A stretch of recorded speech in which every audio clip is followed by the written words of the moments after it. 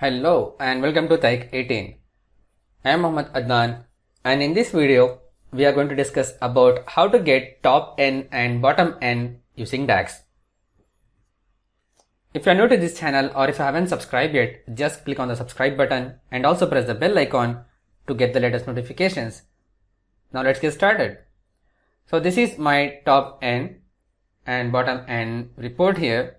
Just as an example, on the left side you can see it here, the list of customers which is the lowest sale, and on the right side we have it here which is the highest sales, which is basically the bottom and the top.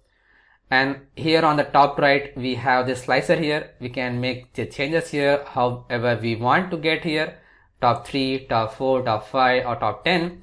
This will convert dynamically those value here. And on the center you will see this mixing of both these two, top and bottom value on the same visual. And also we have this slicer selection here. Based on the region we can filter our customers here.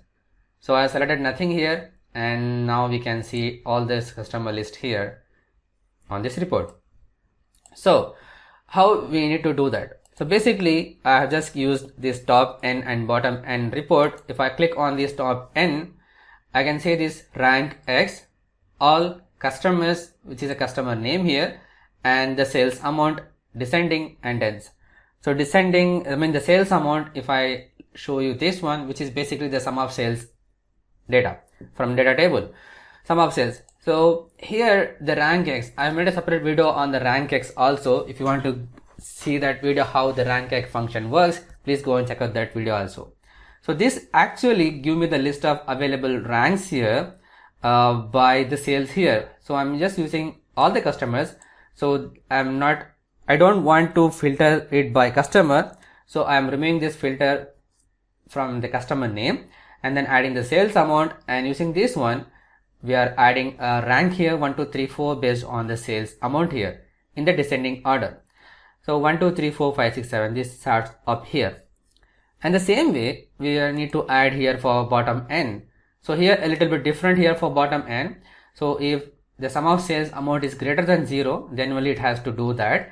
And because what happens here is, if it is the no sales for that customers, if we select by any region in here in this filter, so it adds that blank or 0 as also a number 1 in the least order.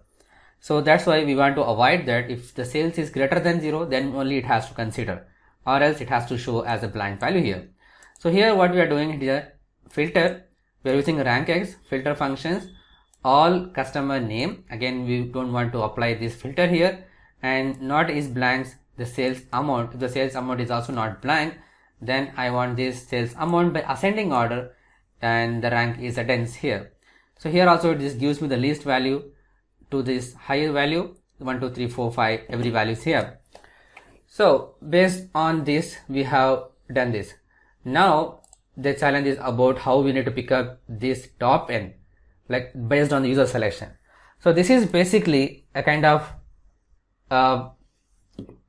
parameter which I have added here, which is available under the modeling tab. In the new parameter you can click on the numeric range.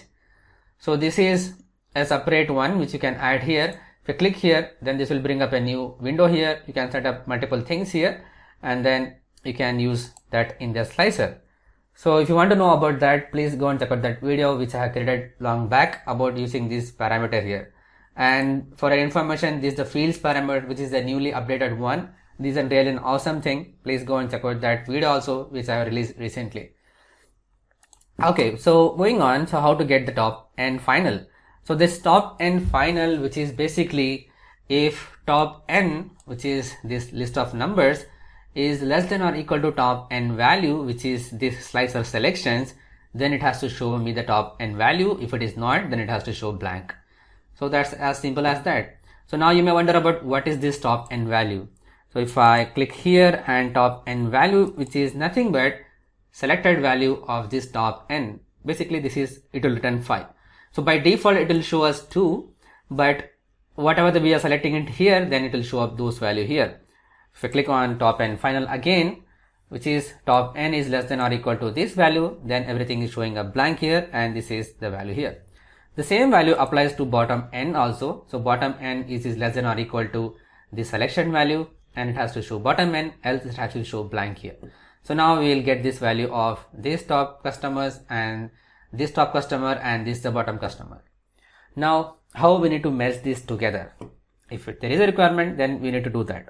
So here I have added one more measure, which is basically if is in scope of this customer name. If there is a customer, then only it has to apply. So that's the beauty of is in scope. I made a separate video on this also, is in scope DAX. Please go and check out that video as well. If the bottom and final is there, then it has to show as a bottom. If this is top and final, then it has to show top, else it has to show blank here. So this is the parameter which I have, this is the measure which I have added here. And then if we go to this visualization pane, I have added the customer name and then the sales amount and just this top and bottom N. And after that, in the filter pane I used here is not blank, because it will return the blank values for all the other things. Like here you can see it on these two tables. So to avoid that, I use this here to filter it non-blank values here. So that's how I can able to get this here top N customers by all the regions. And if I select any one region, then I will get this here under the central. These are the top 5 and these are the least 5, and in the south these are the top 5 and these are the least 5 here. So that's a cool thing. So how we can do that? So if I reduce this again further to this show as top 3, then also you will get the same result here. Dynamically it does the job here. So now let's try one thing. So if I add this one here, and then if I add this region,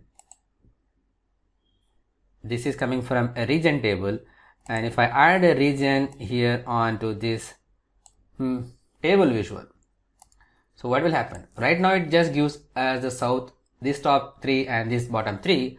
If I remove the selection from this one, will that give me this dynamically? Let's see.